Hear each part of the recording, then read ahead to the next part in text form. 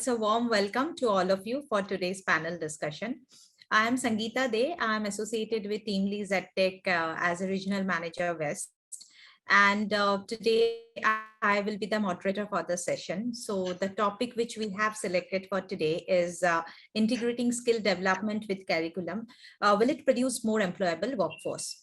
And so we have seen that the reason why we are here because as we as I'm from the institutional sales background and I take care of the institutions and all where we do have a lot of short-term certification programs. We do tie up with different institutions for a lot of certification programs. We came across the, we have seen that our Indian job market is full of a lot of asymmetry of informations, job roles, skills, and the courses which are there in the market. Nothing is matching with each other. So India is facing a lot of challenge in terms of employability. So as per our survey in February 2022, TeamLease EdTech, they have published their second biannual career outlook report. And as per the report, we have seen that nearly about 1.25 million people are supposed to join the workforce in India. So India is facing a challenge of where there are highly skilled workforce or there are freshers who is suffering from getting the job. And what is the reason? That the reason is that there is a huge skill gap. So what is the skill gap? How we can match the skill gap? How institutions are working towards matching that skill gap? And being the reason why Ravneet ma'am is here, because we also want to understand how corporates are looking at it. So to bridge the gap, we are here to understand how we can make India employable. So for our today's discussions, touch upon how to address this situation, how should students upgrade themselves and scale up with this ever evolving volatile technological trend. Hence out, this topic today is integrating skills development with curriculum. Will it produce a more employable workforce? So before I start this panel discussion, I would love to talk something about my panelist. So first, I would love to start with Pushpa ma'am because she has joined first. There is nothing that I want to do this way or that way. So probably let me start with Pushpa ma'am here. So Dr. Pushpa V. Shetty. She is the director of Aditya Institute of Management Studies and Research, Bangalore. Pushpa ma'am is having educational background as MA, MBA, MBL, PGDM, PGDPM, and IR, HDC, and PhD in management. She has a rich experience of more than 3 decades of beautiful professional association with industry and academia. With a long enriching experience in management education, having worked in Premier Business School, currently she is associated with Aditya Institute of Management Studies and Research. She has submitted a lot of journals in national and international publications also. And she has published a few books on management, such as on marketing management, business and social marketing, entrepreneurship, and startup management also. So we extend a very warm welcome to you in the program, madam. Thank you so much for joining. Namaste. Thank you so much. Thank you so much. You could have briefly given my profile. You have given a very lengthy one. Thank you. Thank you. Thank you so much, ma'am. So we have Dr. Anandamma, principal of Nagarjuna Institute of Management Studies. From Bangalore. Dr. Anandamma completed her post-graduation from RVM in MBA and PhD in HR from University of Mysore. She has qualified UGC NET also twice. And madam is having more than 15 years of experience in this education management industry. She has started her career with Infosys, but as she was passionate about education, so she has moved to the education management industry. She was associated with Nagarjuna Institute of Technology as a professor. And then she was associated with the Indian Institute of Plantation Management as a professor. And currently she is associated with Nagarjuna Institute of Management Studies as a principal. Very warm welcome to you, madam, for this panel discussion. Thank you so much for joining us. Thank you, Sangeeta, for such a wonderful and warm welcome. when I was reading your profile, I was excited to know that, like, you are associated with the Indian Institute of Plantation Management, because I wasn't aware of this management institute. And then I went to Google and I just checked what it is exactly about. So it was like, very nice to know that. Yes, it's one of the premier institutions which basically caters to plantation, was catering to plantation sector, but today even it runs MBA courses as well, like PGDM courses in management, agribusiness, and export management as well. Very good. Recently, I visited Ahmednagar, and there I have a tie-up with a college. They are into the agriculture and food technology. So probably I can share this knowledge with those students who are doing their graduation in agricultural technology. They are also working on food processing and business management, IAPM. They've started this course. So probably yes. So that's definitely good to know that. So we have Ms. Ravneet Malik also here with us. Ravneet ma'am, she is the head academy and outreach of NetMerts. Ravneet ma'am brings a long-standing experience in the education industry, having worked both on student recruitment and student placement. She has worked with many institutions in North India. And then after 20 years of her journey, her association with education industry, she has been now associated with the technology industry, and NetMerts is into the IT solution. They have more than 10 branches globally, and she is heading their IT recruitment, the campus recruitment. So in her current role, she and her team are instrumental in identifying the best IT talent in the campus nationally. So we extend a warm welcome to you in the program, ma'am. Thank you so much for joining us. Thank you, Sangeeta. This is wonderful to be on such a platform wherein I would be interacting with the academic folks, and I hope it brings out the best results.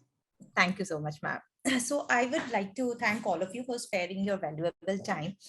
So now let us start with our session. So in the current hiring period, almost 50% of companies want to hire freshers, but face challenges as these fresh graduates are unable to display employable skills. So I would like to understand from Anandamma ma'am, how are colleges trying to build these skills within the students? What are the colleges are doing so that we can inculcate such skills within the students?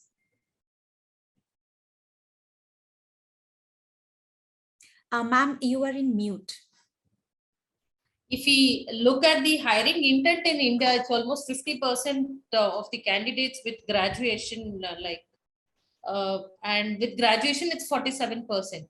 But still we find this gap. And to reduce this, we at institutions, we are looking at upskilling the students through certification courses, which would give them practical knowledge or hands-on, what we say again for that. So theory blended with practical skill development through certification courses would really help us in reducing this gap. And today, if you look at any jobs, most of them are technology driven, if you look at it. So we are looking at upskilling our students through these required courses and technology for tomorrow. So do you think, Pushpa ma'am, our educational institutions are still, they have come up to that level where they're accepting such skill development and all? Talking about acceptance, yeah, now it is most of the institutions, especially now with NAP has been implemented in Karnataka. A lot of thrust has been given onto the skill development through our curriculum. So the whole, the curriculum itself is revised, adding on a lot of technology related skill sets. I'm sure in the next few years, we could see, the students getting upskilled with the related technologies. But as of now, yeah, for the current year when we speak, those institutions which have got involved in upskilling through these technology-based learning, to say thanks to TeamLease, we are associated with you, offering courses. And not only with TeamLease, even earlier, for the last few years, we have been associated with a few service providers offering such similar courses. It could be business analytics or data science. So we have always believed that, along with the curriculum, because the university curriculum earlier, I would say, it wouldn't give us a complete holistic approach, especially when it comes to industry related skill sets. Yes, the knowledge is there, but then we also have a responsibility of skilling them, which requires a lot of practical knowledge, which was lacking there. And maybe because of the time span that we have to finish off our syllabus, also we could not concentrate much. But despite all that, we always gave a thrust to skill development programs, internships. All these were part of our programs. And placements, yes, we were doing pretty well, but still we have got to go a long way in this. As you saw, I think Madam Malik is already here, who can speak better about the challenges about the institutions. We can talk about our institutions, but I think from the other side, she can judge whether the students are equipped with the skill sets, what is required by the industry. I think she's a better judge to talk about it, because when they go for recruitment, what is it that they are looking for? We are like mothers. We feel always our students are the best. Okay, we always carry that notion. But I think on the other side, the recruiters, when they come there, they are the better judges to say whether our students are up to that mark or not. So sometimes what happened, like, in spite of upscaling or in spite of completion of the university courses or the call, like, whatever the courses the students are up to, sometimes they lack both the soft skills and hard skills. Communication, yes. Communication, soft skills and hard skills. So I would love to understand from Ravneet ma'am, like, what exactly the corporates are looking from a fresher. So when you go for a campus recruitment, what exactly you are looking for a fresher? How do you think? Sangeeta, yeah. Yes. So Sangeeta, actually, this is actually a very, topic of paramount discussion, wherein I guess the academics and the industry both are, struggling to get talent out of these freshers. Right. So what I have seen is academics is actually working very hard on the students. But when it comes to, the applicability, the practicality, we folks are the one who are suffering. So what I have seen, in my industry, so we have just started creating a fresher bench. So we have been to about 40 or 50 institutes, hiring the talent. What I felt is, of course, hard skill is the one thing, the technology part, but they are lacking in the soft skills as well. So I might be a very good coder, but if I'm not able to express myself with the team, I'm not able to communicate with my supervisor or the client, I will be failing. So that's the point. Their communication skills, their soft skills actually needs to be worked upon. But I have seen, like, I met many colleges, and whenever I go to the institutions, they never put any importance, like, hardly few institutions, they put importance on the soft skills part. They always feel that, we have to complete the syllabus and the students need to pass and the students need to get the good percentage. And then they go for the, like, corporates. And I personally have faced such issues from one college. The students have completed their certificate, their graduation. Now they are graduates. Then I have approached the companies. The HR has recruited them. Within 2 days, the company has sent them back to the HR. They say that, no, she is not up to the mark. She is not able to do anything because her hard skills was there, which she did well in the interview. She got the offer letter. She got the job. So the task of the college is done, that we have placed the students. Now what? After 2 days, I got a call from the company. No, we are sending her back to the HR. So how these things are going to, like, how we are going to help into this situation, how the skill gap is going to, we can minimize the skill gap. To add to that, can I add on to here? Yes, definitely, ma'am. See here, I think this is a continuous process. Yes. Communication. Right from first semester, when the student walks into the college, we make an assessment of the student through the orientation program to see where the student stands with respect to their knowledge. It could be with respect to their communication skills or their emotional, EQ, everything we try to make it. And then we group the students and accordingly, again, identify the teachers, the faculty members as mentors to the students. And then all these weak students, especially students who are weak in communication, we give continuous, training on communication. That's a soft skills. We are giving a lot of stress on this communication, because I have been seeing students, for especially who are from the local regional languages, who have learned and come in, and up to 12th, they have been studying in the local regional languages. But by the time they finish their first semester, first year, I could see at least, phenomenal change, transformation in their outlook, in their presentation skills, in their writing skills. To that extent, we try to, focus on the students. But again, it's not that everybody takes that with that interest. Okay, the students who are focused, who really want to excel, yes, they take the best from the college. As five fingers, there are always different types of students who take lives very seriously or very lightly. So accordingly, although the facilities are there, but again, it depends on the attitude of the students, where again, we concentrate on the attitudinal development or the behavioral development of the students as well, by continuous mentoring, by continuously observing the weak students through remedial classes. Because yes, as you rightly said, for the colleges, our academic performance is foremost, okay, because at the end of it, students join the institution, and at the end of it, they want that degree certificate in their hands. So no compromise on that. But at the same time, we also know that we have a responsibility that students should go out with flying colors, that he or she should fit into the industry. To that extent, yes, these are all, packages that we package their entire curriculum through soft skills training, the skill development programs, and a lot of other sports, yoga, and all this for a holistic development. We try to do it.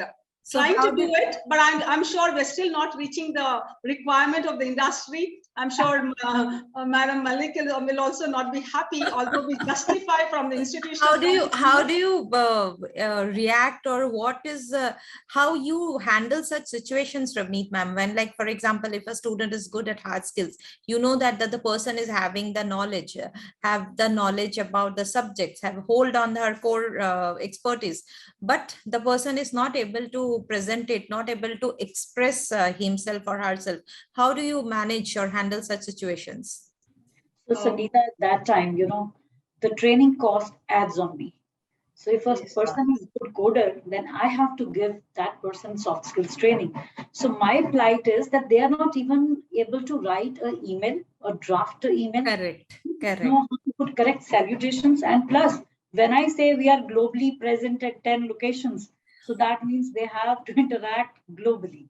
So there, the basic human skills are missing. So that's the, my point of pain, that wherein the students are not able to communicate. They're not able to present themselves. So they need to understand that F2F part has been finished during COVID. So it's only, this medium that we are able to showcase ourselves, mark an impression there. So there, kids are missing somewhere. No doubt, definitely few institutions are working pretty hard on them, but there are few institutions who are not giving importance to this, because these are the soft skills which will be called upon when they have to handle pressure, when they have to talk with the client, and when they have to manage their time. So they are not able to balance. At that time, you reject the candidate, you give the feedback to the candidate, or you recruit someone, because that is again adding a cost to you. So are you recruiting those freshers, or you are just rejecting that college and those people? Sangeeta, at times we do, hire them when we see that this kid is trainable. Because if I talk about soft skills, these are ingrained into personality. So like technology skills, I can't make them mug up those skills. So these are already inherent with us. So I can only work on them. I can only give them a shape. But yes, at times I do reject them as well. So this is actually a request from my side to, all the academic colleagues, that yes, we need to give a lot of importance to these soft skills as well. They are the ones who will be going in the market, getting the business. And if they're not able to be, empathetic or not able to manage their emotional quotient, they won't be able to bring the business to me. Yes, that's right. Yes, Anandamma ma'am, I believe you want to add something. I just want to add to what Pushpa ma'am said in terms of meeting the needs of what Malik ma'am said. Ma'am, all these days, what used to happen generally is during the placement period, like, probably in their final semesters or the final years, students were brought into this process.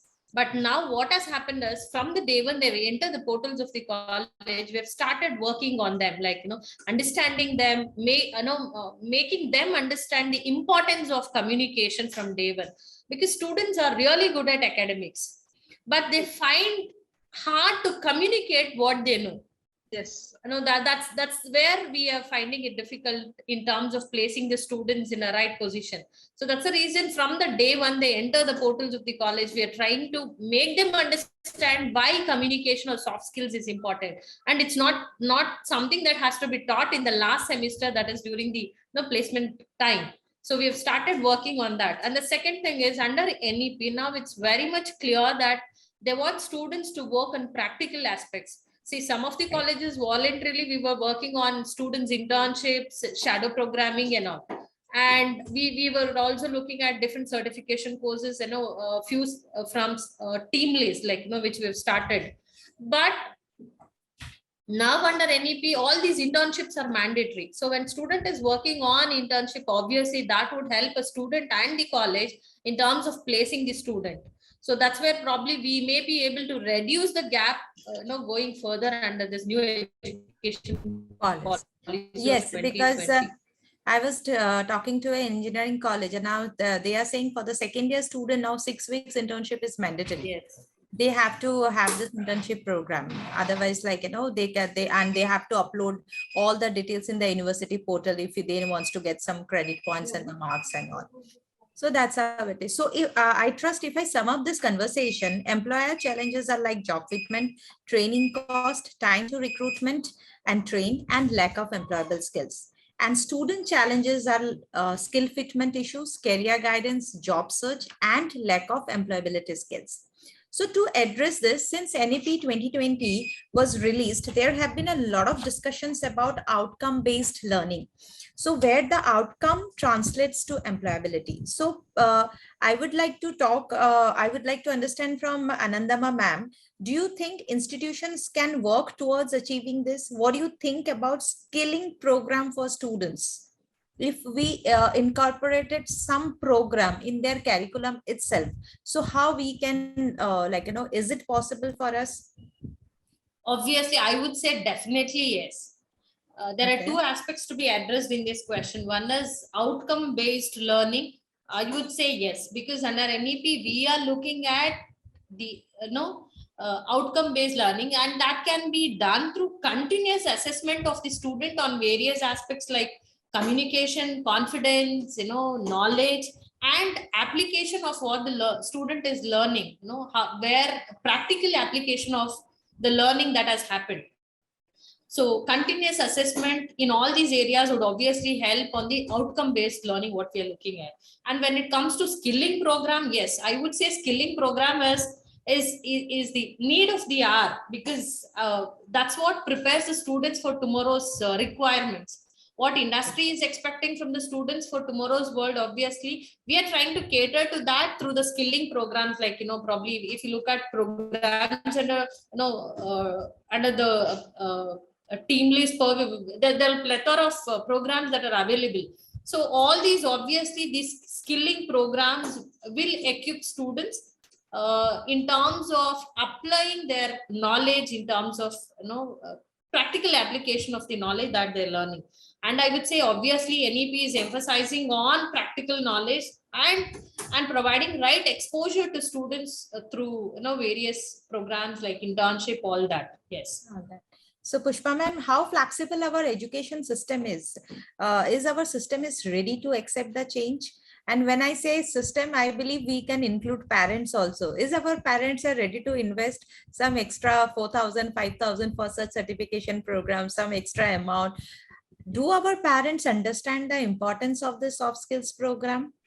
Well, that's the biggest challenge now, that we all are facing. Because I also face this challenge. That is right the biggest at the time of admission queries, when it comes, when we sit for counseling, the student and the parents, it starts from there itself. The relevance of all these skill development programs, communication development, and what is the process that we are going to adopt to make sure that the students get well placed in the industry. Because see, at the end of the day, every parent wants their child to get well placed, but the process, they're not ready to accept it, because at the end of the day, it is the money factor. It's a fees, okay, an additional fees. And, especially after the COVID, most of the families have suffered a lot, and the regular fees that they have to pay, they're struggling to pay. And added with that, when we talk about these additional fee for their skill development programs, there is always, not a very welcome sign, because it adds on to their expenses. But still, it is a challenge on us to make them realize and then push them, somehow motivate them to take on this. That's because at the end of the day, for an institution, our end goal is, of course, our students should all be well placed. They should be ready to the industry. Yeah, the process and the path towards it is really very, very challenging. But yes, as an institution, with our team, including the faculty members, the HODs, we are trying our best to make sure the students accept it, parents accept it. The continuous talks that we have with the parents during the teachers parents meeting, or over the phone, counseling the students, counseling the teacher, the parents, for the acceptance of all the skill development programs. I'm sure even Dr. Anandamma will agree with me. It is such a big task for us to make them accept. Yes, ma'am, I do. Especially see, maybe in colleges, creamy colleges, high-end colleges, where students are from they are from educated families, yeah, right. okay, so where the parents are working in good positions. There's no problem, they understand it. But we are catering to students from middle class, lower middle class. They come from the agricultural background, who are not aware of all this. But the parents, my son or daughter, they have to complete their graduation. That is all they are looking at. Let me think about it next, after they finish. Why should I invest now? Fees is there, let's finish it. 3 years, he has so much to read, so much to learn. Let him finish. Regarding the rest of the things, let me think about it later on. And to make them accept it, that in fact, if you can agree to get your son or daughter skilled during their graduation days, you're going to save on time, so that he or she will be immediately placed by the time they finish their degree. And I'm sure he or she will bring back that whatever money spent.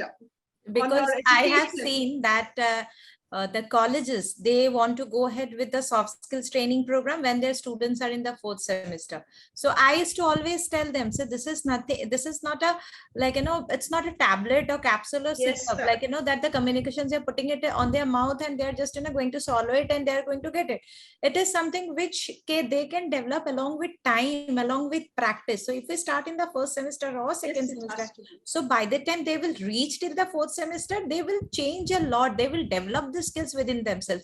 But it is very difficult to make, in fact, sometimes the colleges also, to make them understand, the students and obviously the parents. So that is the biggest challenge which we face whenever we meet the colleges and the principals and all. So I believe it's a huge gap. So let me come back to Ravneet, ma'am. Adding to that, what ma'am said, the Sangeeta ma'am, generally, parents, as we get parents from rural areas and all, they say let them complete the graduation and then focus on trainings, because both would become difficult for my child. That's the reason. But child would absolutely has all the capabilities to finish or complete both concurrently. But parents are worried, my child may find it difficult. That's where 3 plus another few years of training, and that's where we are finding it difficult in current. So it is very difficult. I believe before we change the education system, we have to change the mindset of our parents also. So both has to go hand in hand. While educating the children, we are also educating the parents. That is the biggest challenge for all of us. Yeah, so it's a volatile change, the market is changing. So it's a very difficult to make them understand also. So let me come back to Ravneet, ma'am. So as you have worked on both sides of the system, do you think organizations can collaborate with institutions solutions to bridge this skill gap? Are institutions open to work with corporates to understand the gap and groom the students accordingly? Absolutely, Sangeeta. When I was in the institute, so we have been collaborating with a lot of companies. So just to quote, we collaborated with American Express for my management students, and I gave them the curriculum to design. So they did it, and my students got very good exposure on the live projects. They prepared the curriculum for them. So students were happy and they got very good jobs. And the other companies also looked at our curriculum with a lot of respect. That okay, fine, we don't have to work on these kids. So they are already done with in their 2-year degree. They have already, done something that is very important for the industry. So after coming on the other side, I feel that, as an industry, it's my moral obligation that I should go and let the students know that this is what is happening in the industry and this is what is expected from you. In this gig economy. Do you think this HTD model will work in the industry better nowadays?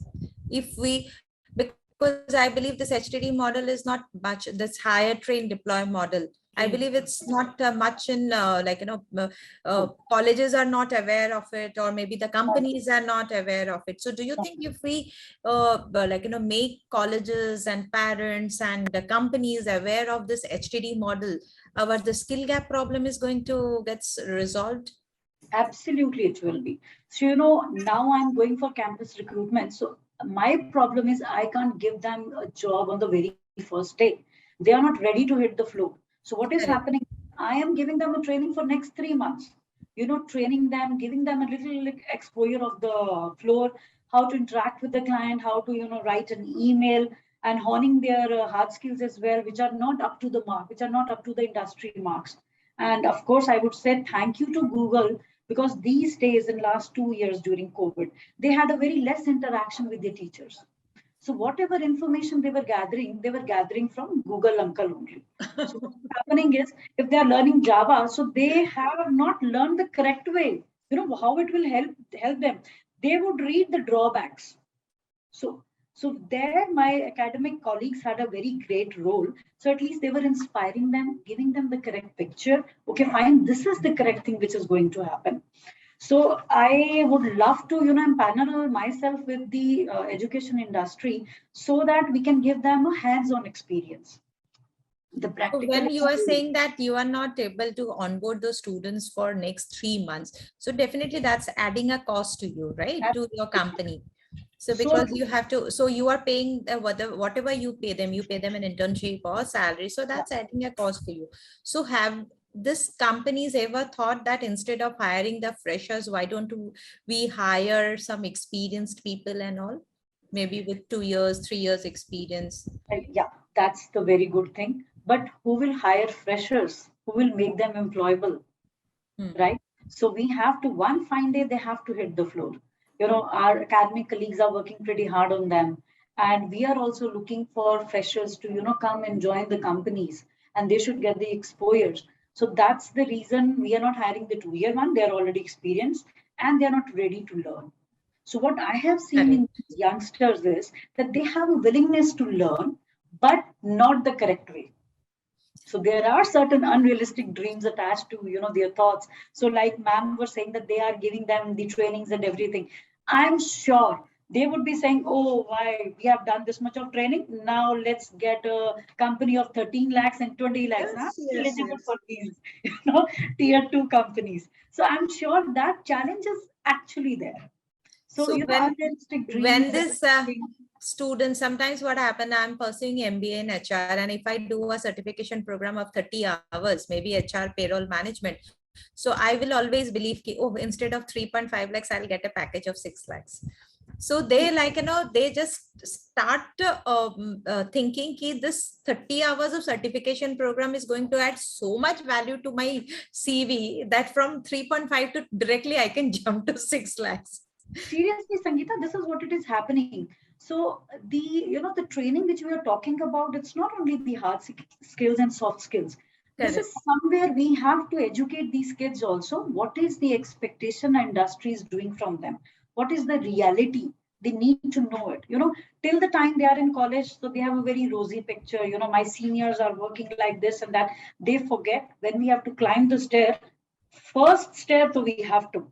So they are missing on the first stair. They are, targeting the fourth stair. They just want to jump there, which is not possible.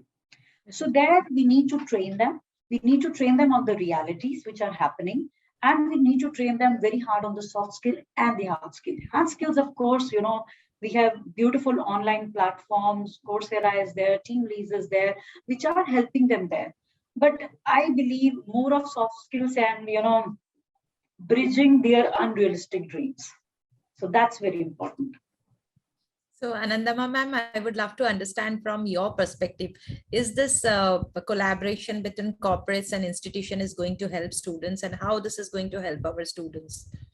I would say definitely it would help us, because institutions have to and are working with corporates to understand the gap. And, as Ravneet ma'am was telling, students would have thought or would have had the rosy picture of what is corporate world, but actually the reality is not so. Just by undergoing 30-40 hours of training program or certification courses, expecting the double of the salary, CTC would put even the recruiter and the prospective employee, both of them at trouble. So understanding what is the requirement and what is the kind of preparation that the student needs to have. I think we have lost her. Yes, that would really help student in placing oneself better. And so how you are, so if it is the case, then how institutions are putting how you are telling the students to go for the soft skill certifications or any short-term certifications. So for example, if you're asking your students to do a certification program in HR payroll management, so how you are putting it? What is the importance? What is the value of that certification program? Before putting any certification program into place, we would obviously discuss with the people from the industry, like what is the current need, where do we have demand in terms of, if the student undergoes, certification X, what is the prospects tomorrow for the student? So once we know that, so given a choice to students, obviously they would say yes or no. So now we at Nagarjuna College of Management Studies, we have made for example, if you take GST of TeamLease. So we have made it like mandatory for all the students to undergo this program, because even, tomorrow, once they complete the certification courses, they will have better place in terms of placing them when compared to the other students who does it. Absolutely. Competitive advantage they will yes get. That edge, what we speak, will always be there for the students. And these are short-term courses that would obviously help the students in meeting the 21st century demands. And the other thing is, we are also looking at having integrated course of 200 to 250 hours of programs, which would really give them hands-on experience for them, which would be again an advantage for the students in placing themselves. If you look at few programs of TeamLease, cyber security, which is for long-term course, so all those would obviously give them lucrative jobs tomorrow for them when compared to plain course or a regular graduation, I would say. Absolutely. Pushpa ma'am, would you like to add something? To start off, yes, we have been having a lot of discussions with all the industry professionals. This has become a routine of late, for us also to understand, where we invite industry professionals for webinars or seminars to talk to the students about their career perspectives and what are the skill sets that they need to build on. Okay, through a lot of seminars, we have been doing it, especially during the COVID. We did organize a lot of seminars and invited HRs and industry experts, what the industry is looking at from the students, from the prospective employees. So to give a way forward to the students, we start off through these. Even when we were discussing with TeamLease also, to make the students understand, because see, we as academicians, when we talk about the requirement, it does not go much into their heads. So we had a series of seminars here by your own professionals, where they came and interacted with the students, answered all their FAQs. What are the job prospects? How is the training program? Where will I be after I take this program in terms of their employment or their future growth? A lot of questions were asked. And so this interaction between the industry professionals and the students, that, you know, makes it easier for us, for the students to decide. And wherein, again, when the students are convinced, yes, I need to take up this program, we have been talking, but still it is probably we meet only their 50% of their understanding. But when the service provider or the industry experts come and talk to them, they understand better. They understand better, and that makes it easier for us again to talk to the parents and convince them. That is how we are taking the path. Before launching any course, we have seminars, call the experts, give them a couple of seminars and answer all your queries, and then launch the program. We just do not launch any program as it is. And of course, of late, again, now I have been discussing now, as ma'am was saying, it is not just 30 hours or 40 hours program, which is going to make the way ahead. It has to be integrated, like, you know, maybe right from first semester, maybe every, the basic level and the advanced level, and then, you know, like a diploma, right through up to the 6th semester, some integrated programs to be given, so that by the end, they are much more better, you know, to meet the requirements of the industry. Maybe at a better position they can take on, not at the foundation level, because even a 40 hours class, I mean, training programs may not meet that required level. I'm sure Malik ma'am would accept with me, you know, these skill sets, especially the skill sets. And of course, soft skills right through. It is, we have taken it as a responsibility right from first semester. We have to build the soft skills through various modes, a lot of presentations, a lot of writing skills, a lot of, you know, resume building, mock interviews, role plays. Through all these games, you know, team building activities, we try to make sure the soft skills are developed. Every day, now and then we have these brainstorming sessions with our faculty team to make sure what really works. And when there are problematic students, also we try to have a brainstorming session with all of our faculty members to see what works, so that we can bring those students into the mainstream. So it's continuously an evolving process for us faculty members also. There is no such thing as this is right or that is wrong. Yes. Okay. So it's a continuous process. Yeah, every day we are also learning with students, you know. We are also learning with students. So Ravneet ma'am, when you address such seminars where, like, you know, you have to guide the students about the market trend and all, how do you do? What exactly, how you interact with the students? What exactly your words to the students? How do you address the students in that situations? So the only thing is, I can tell them that we are changing daily. You know, the technology is changing daily. So every after now and then we are seeing new things coming up. And for that, we have to upskill ourselves. And the education industries are actually providing them a very good platform only if they are the learners. So you can't force them to learn, but I, as a company, I can just give them the exposure. This is what is happening in the industry, and this is what it is required from you. And we as company can just give you an exposure, can just give you an idea, but these are the ones who will provide you the training. So I would definitely motivate them to, apart from their whatever curriculum they are studying, so they should go ahead with all the facilities, all the courses that are available online. They should definitely do that. So this is how we can motivate them. So Sangeeta, we are changing after 34 years. I guess NEP came after 34 years. 36 years. Yes, NEP 2020 came after 34 years. Yes, 1986. Yeah. Changing that change needs a lot of effort.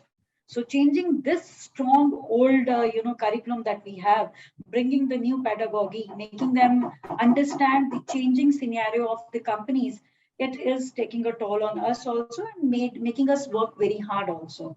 And I believe, changing the parents as well, giving them the exposure, they would say, oh, this was not happening at our time. We were managing like this. We did it. But they're not able to understand that we are about to, be in the fourth revolution.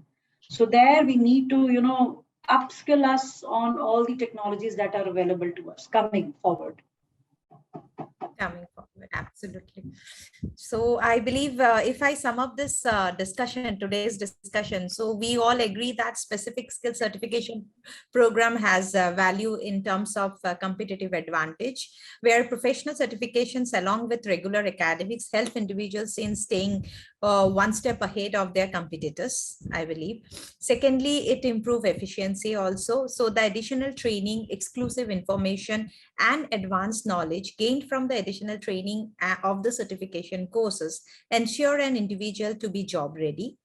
And boosting potential, perhaps the most immediate benefit of being professionally certified in the field is by increasing the earning potential, and by looking forward to receiving better raises and bonuses in the future. So I believe we all agree that this short-term certification program, students upskilling programs have their own importance in today's competitive world, in today's highly volatile technological changes which we are facing.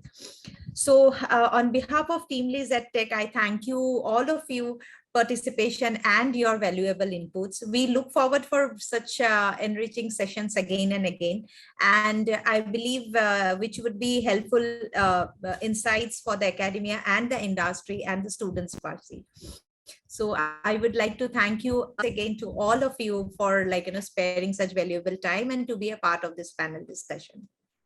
Thank you so much, Sangeeta. Thank you. I think it was wonderful interacting with you and with all my fellow colleagues here on the panel. It was wonderful interacting. And of course, I should appreciate TeamLease for all the efforts that you all are taking to skill the young students to reach their dreams, partnering with the institutions. You all are doing marvelous work. In fact, our association with TeamLease has been very smooth, wonderful, and students are really getting to gain through this association. Thank you, TeamLease, all the members. Okay. Thank you so much. It was wonderful interacting with all of you. A lot of learning happened today, of course. Thank you so much. Thank you, all of you. Thank you, Ravneet ma'am and Pushpa ma'am and Miss Sangeeta. Thanks for the opportunity to TeamLease, though it was a brief and short discussion, but yes, a fruitful and learning discussion for all of us. Thank you. Thank you. Thank you so much. Hope to see and you especially all again Malik ma'am's, in such discussions again. I think Malik ma'am's her moderation remarks, her remarks on what the academics or the colleges have to do. I think it goes a long way. Definitely, we'll work on it more. Okay? Thank you for your inputs, ma'am. Forward for that. Thank you so much. Thank you so much. Thank you. Have a great evening. Thank you.